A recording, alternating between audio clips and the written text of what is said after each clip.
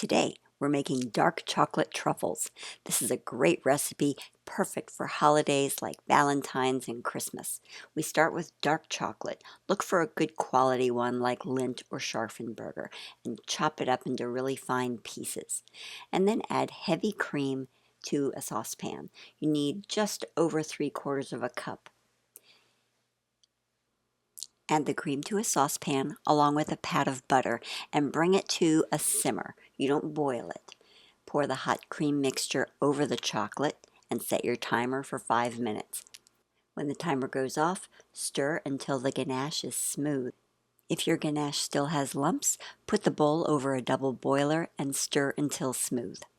Then transfer the ganache into 3 separate bowls so that you can flavor each one the way you like. I'm starting with Prosecco for a little champagne truffle. Just mix it in until it's smooth. Next comes coconut rum. I like the flavor of this, it gives it a tropical vibe. And Chambord is a black raspberry liqueur. It's a really nice complement to the chocolate. Cover each and label them so you know which is which, and then stick them in the fridge.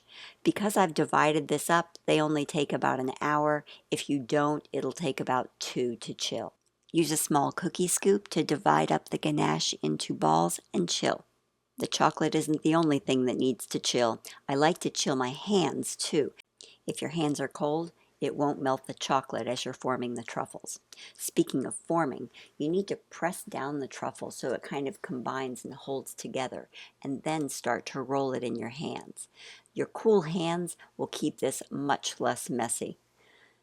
So just go through each one like this, press and roll. Once you've rolled the truffles, put them in the fridge to chill, and then get to the decorations. I like to start with a little bit of dark chocolate. This is for the champagne truffles. While the chocolate's still wet, add dragées so they stick. For my Chambord truffle, I use a combination of cocoa powder and powdered sugar mixed together. And of course, toasted coconut for the coconut truffles. You may have to press the coconut into the truffle to make it stick. And that's it. We just made dark chocolate truffles, perfect for holidays like Valentine's. Enjoy.